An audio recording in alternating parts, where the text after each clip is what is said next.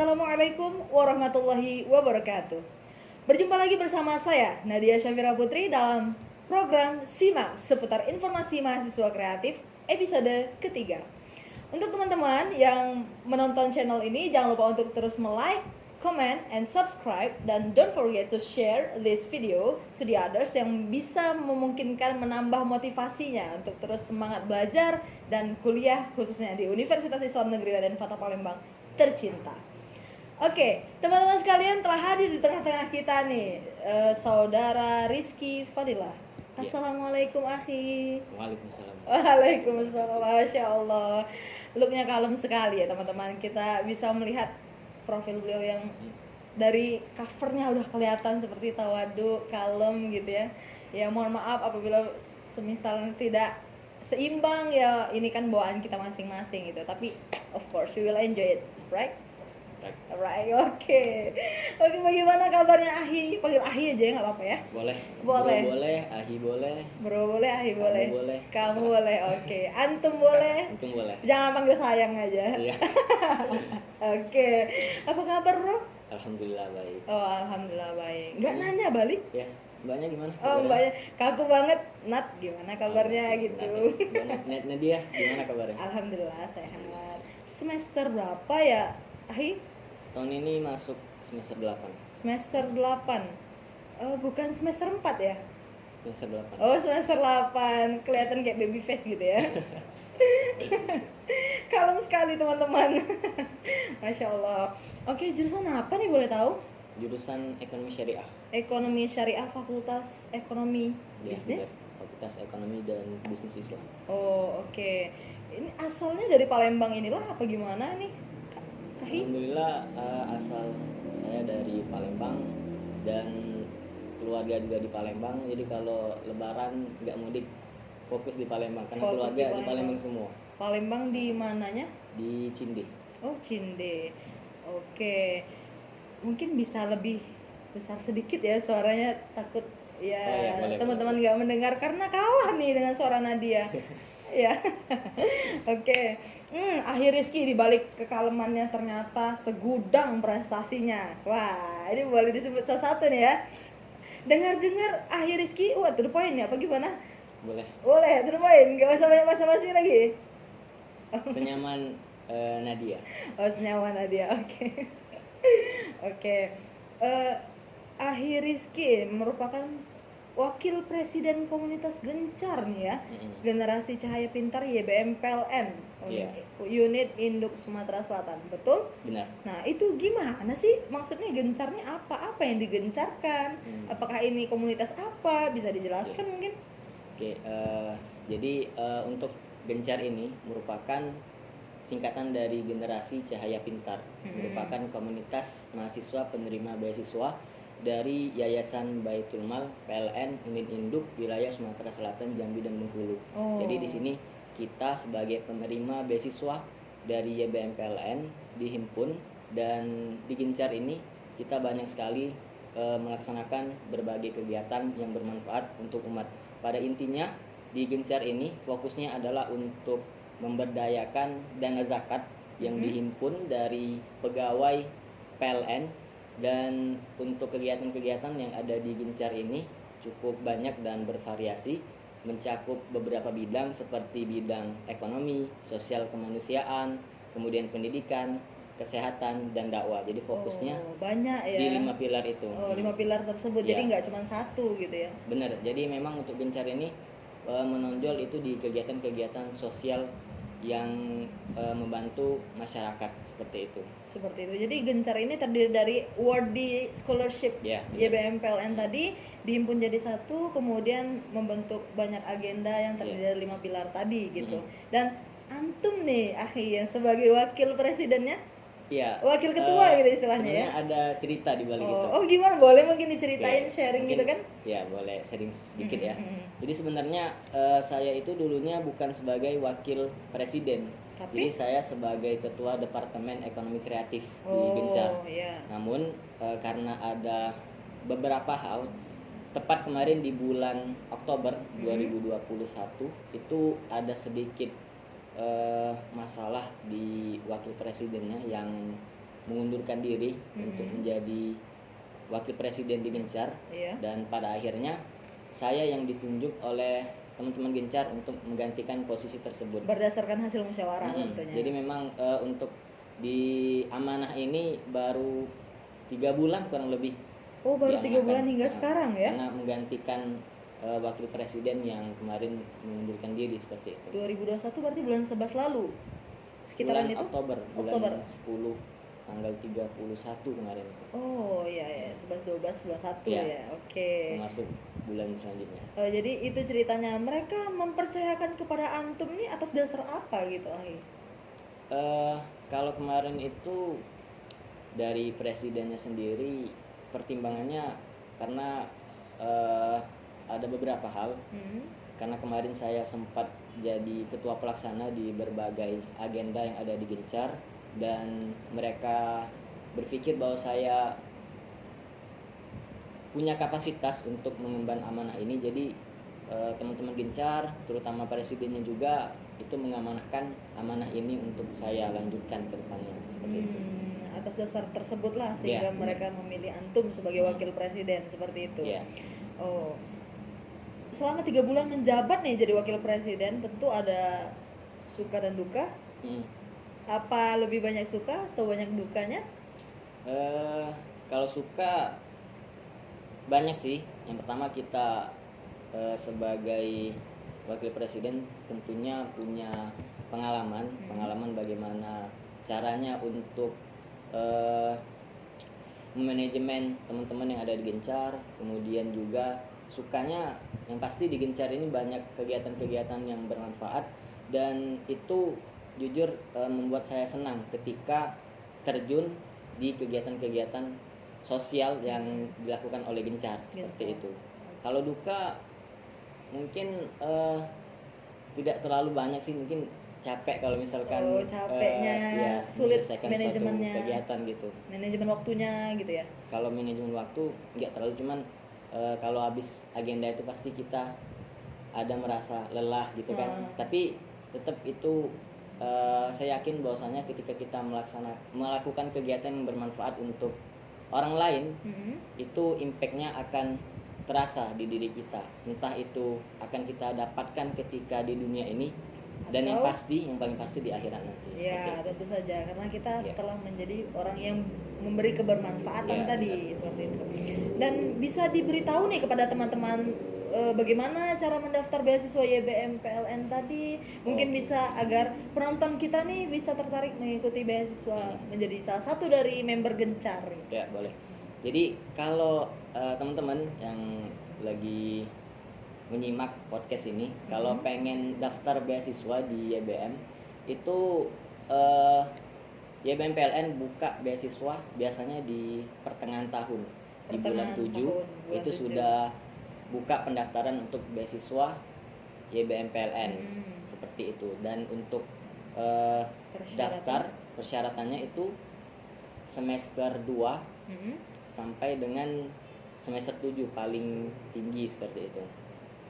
Dan ini tidak ada batasan kampus tertentu yang bisa ikut. Seluruh bisa. Mahasiswa dari berbagai kampus di Palembang, Sumsel ini bisa ikut di beasiswa YBM PLN. Dan antum mendapatkan menjadi awardee of this scholarship itu kapan? Saya sudah dari 2020. Kemudian alhamdulillah dilanjutkan lagi oleh YBM PLN-nya di 2021 karena ini. Aktif tadi ya?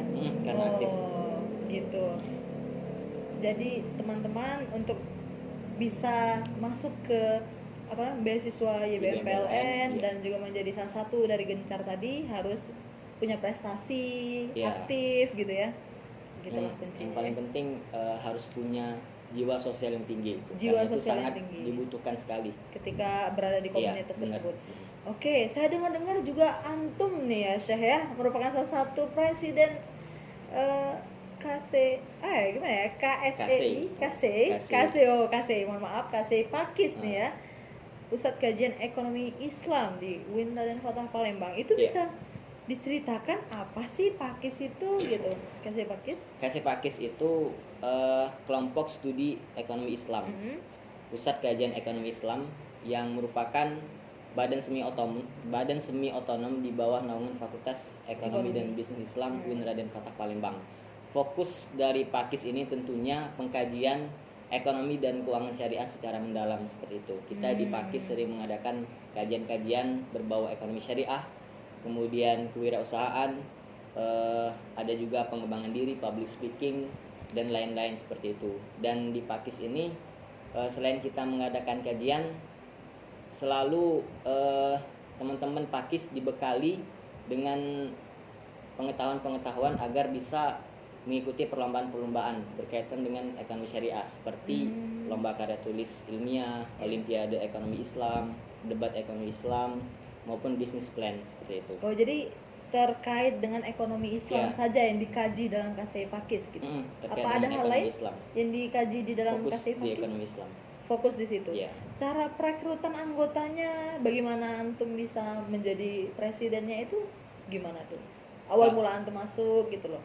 Oke, kalau cara perekrutannya sih itu biasanya di tahun ajaran baru ketika universitas buka pendaftaran mahasiswa baru itu sudah oprek untuk Pakis, open recruitment. Dan antum masuk sejak maba gitu. Ya, alhamdulillah saya masuk sejak maba di tahun 2018 akhir. Oh. Nah, itu ketika kita mau gabung di Pakis itu ada yang namanya Diklat Ekonomi Islam.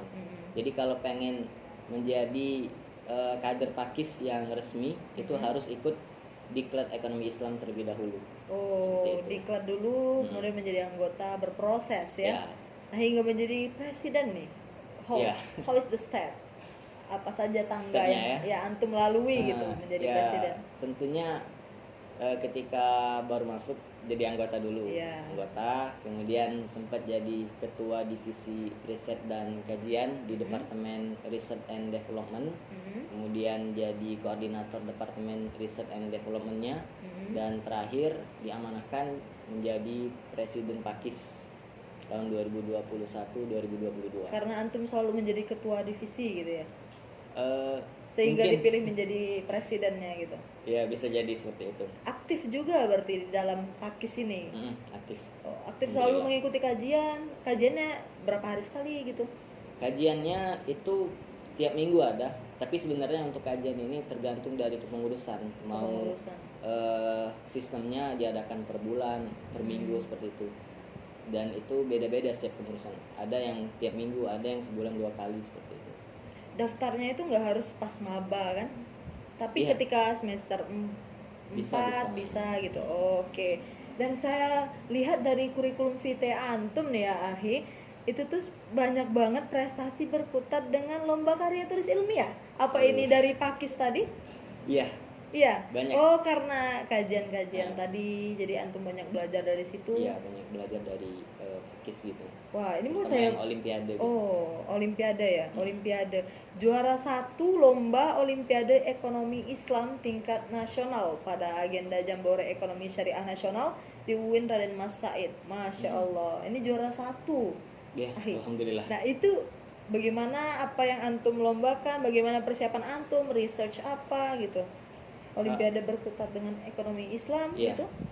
Kalau Olimpiade Ekonomi Islam sih sebenarnya kita butuh belajar. Butuh belajar materi-materi tentang ekonomi Islam, kemudian latihan-latihan soal, karena memang Olimpiade ini dari babak penyisian itu kita sudah disuguhkan dengan banyak sekali soal, sampai 100 soal kurang lebih begitu. Oh, ini olimpiade ya? Untuk olimpiade. Dan di akhir itu ada yang namanya presentasi studi kasus. Jadi ada permasalahan mengenai ekonomi syariah dan harus kita pecahkan bagaimana solusi terkait dengan permasalahan tadi, dan itu nanti dipresentasikan di depan dewan juri seperti itu. Olimpiade. Itu yang antum mendapatkan juara 1 tadi gitu ya? Benar. Oke. Dan juara 1 lomba karya tulis ilmiah nih juga rata-rata juara 1 nih. Ini lomba karya tulis ilmiah tentang ekonomi Islam keseluruhan atau gimana? Kalau yang saya ikuti itu ekonomi Islam semua. Ekonomi Islam semua. Tentang ekonomi Islam karya tulisnya. Nasional nih ya, ya? Ada yang nasional, ada yang regional, ada yang regional. Palembang gitu, misal. Ada yang Palembang. Oke. Berarti ini semua lomba karya tulis ilmiah antum pelajari ketika sudah masuk di Pakis atau memang dari dulu hobi nulis? Ketika gabung di Pakis. Ketika kamu di Pakis? Jadi Otodidak dong langsung masuk ilmu-ilmu dari Pakis itu? sebenarnya nggak otodidak sih, karena Tapi, waktu awal kali ikut LKTI itu diajak oleh Kating. Nah, Kating di Pakis ngajak saya, karena sebenarnya basicnya saya tuh olimpiade, lebih ke seneng jawab-jawab soal, seneng belajar ekonomi Islam gitu kan. Jadi setelah Kating ngeliat gitu, jadi mereka ngajak untuk gabung di tim, dan dari situ mulai belajar nulis dari mereka. Jadi nggak otodidak, diajari oleh cutting yang ada di Pakis, juga dibimbing oleh mereka. Selain itu dibimbing oleh dosen untuk pembuatan KTI itu. Oh, berarti bermula dari masuk ke Pakis tadi ya, Iya. dan ketemu dengan cutting senior yang mau membimbing. Nah, itu jarak antara masuk di Pakis kemudian mengikuti lomba itu berapa bulan ya? Kalau pengalaman saya, Ya. itu saya ikut diklat di bulan Oktober 2018. Di bulan November saya sudah ikut lomba. Sudah ikut lomba? Nah, itu Secepat itu prosesnya? langsung ikut lomba karena diajak cutting. Memang untuk lomba di awal itu nggak dapet, Belum nggak dapat dapet namanya proses tadi, tapi juara udah gitu. jadi percaya lah istilahnya Tapi ya. punya pengalaman itu yang berharga Ya, sih. pengalaman. Ya, ini bukan tentang menang dan kalahnya ya, tapi Kalau untuk pengalamannya. di awal. Itu di mana lombanya? Lomba offline ya tentunya? Ya, lomba offline sebelum pandemi. Oh iya, LKTI juga. Itu LKTI ya? Olimpiade kalau Oh, Olimpiade. lomba pertama. Nah, Oh, kalau lomba LKTI-nya? lomba LKTI itu saya diajak cutting di tahun 2019 ketika ada kegiatan Syariah Economic Event 5 di UIN Raden Intan Lampung. Oh, Nah, jadi alhamdulillah kemarin dapat juara 3 mewakili FEBI UIN Raden Fatah Palembang, seperti itu. seperti itu. Sebenarnya yang lain juga dari itu ya, Fakultas Ekonomi juga yang mensupport untuk ikut lomba seperti itu. Alhamdulillah untuk FEBI mensupport, terutama di akomodasi seperti itu. Difasilitasi lah Ya, ya, nggak dibiarkan difasilitasi. gitu.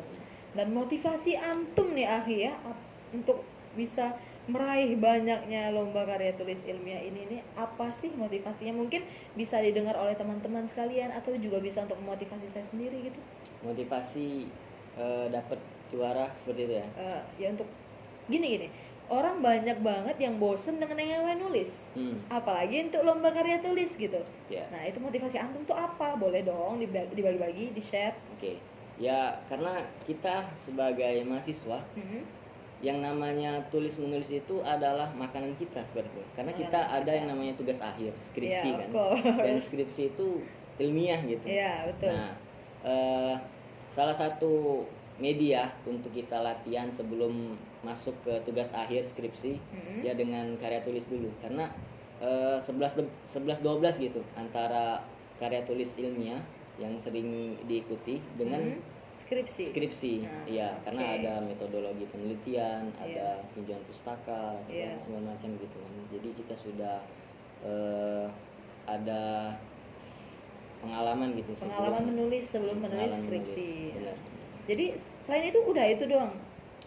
Selain itu pengen Pasti jalan-jalan. dong. Pengen jalan-jalan. Karena kalau ikut lomba, apalagi kalau keluar kota, itu kan dibiayai biasanya. Pasti jadi akomodasinya full gitu ya. Bisa jalan-jalan gratis. Iya, tanpa uang kita sendiri keluar gitu kan. Iya. Oke, jadi itu motivasi lainnya gitu ya. Benar. Ini Rizky ini sedang menyusun skripsi nih.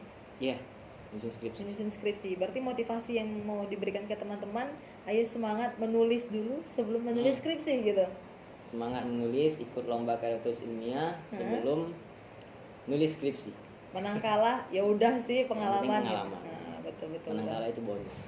Oke, ini mau nanya nih, agak kepo nih Nadia ya. Iya. Pesan-kesan selama di UIN dong, gimana? Kesannya gimana? Kemudian berikan kepada kami pesan-pesan gitu. Akuntansi konvensional. Dan saya melihat bahwasanya untuk ekonomi konvensional ini tidak kurang untuk kita sebagai seorang muslim. Jadi saya pengen masuk UIN dan kebetulan ada jurusan ekonomi syariah. Jadi saya ambil jurusan ekonomi syariah seperti itu. Dan juga alhamdulillah selama di kuliah di UIN cukup banyak Kesannya. hal yang saya raih, mulai itu dari prestasi, kemudian juga teman-teman yang luar biasa, teman-teman yang ada di Pakis tentunya yang Teman-teman di Pakis tuh di mention. karena ya teman-teman di Pakis itu benar-benar mengesankan ya di Pakis. benar-benar mengesankan dan punya mindset yang grow up gitu. Oh iya, bukan fixed mindset. Iya benar, itu sih Itu pesannya mungkin untuk kita semua gitu, pesan. pendengar podcast pada episode kali ini. Oke, mungkin untuk pesan lebih ke teman-teman seperjuangan mahasiswa, karena mungkin yang menyimak podcast ini lebih ke mahasiswa UIN. Iya, tentunya. Ya, untuk teman-teman seperjuangan mahasiswa UIN Raden Fatah Palembang, tetap semangat untuk menyelesaikan studinya, dan selain kita belajar di bangku kuliah, aktiflah di organisasi, karena di organisasi kita bisa belajar banyak hal, dan poin plus kita juga bisa bertemu dengan banyak orang dan itu bisa membangun relasi kita. Dan ketika kita bergabung di organisasi seperti Pakis contohnya, itu kita bisa meraih prestasi dengan banyak teman-teman yang mensupport, dengan lingkungan yang pas gitu untuk kita berprestasi. Positif itu ya lingkungannya. Seperti itu. Oke. Wah, lumayan, masya Allah, keren banget ini. Bukan lumayan lagi, gimana, seneng nggak bisa berbagi ke teman-teman gitu, berbagi pengalaman gitu? Ya, alhamdulillah senang. Berharap apa yang bisa diambil dari podcast kita kali ini untuk teman-teman yang mendengarkan? Ya, harapannya dengan adanya podcast ini bisa memotivasi kita semua dan menginspirasi kita untuk berlomba-lomba dalam kebaikan. Fastabiqul khairat. Right? Oke.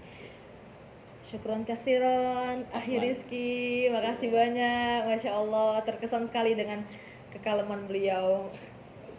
Memang bawaan saya Bawaan, seperti ini. oh ya, jadi berbanding terbalik dengan saya ya.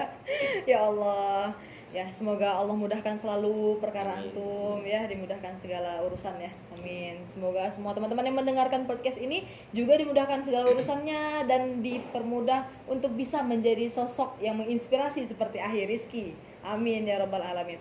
Oke guys, mungkin ini sudah masuk ke penghujung ya kita. Thank you so much for watching this channel ya. Thank you, mohon supportnya untuk terus like, comment, and subscribe. Dan jangan lupa untuk share video ini, karena satu share dan satu subscribe dari kalian adalah hal yang sangat berharga untuk perkembangan channel ini. Thank you so much, syukran kasiran. Billahi taufiq wal hidayah. Wassalamualaikum warahmatullahi wabarakatuh.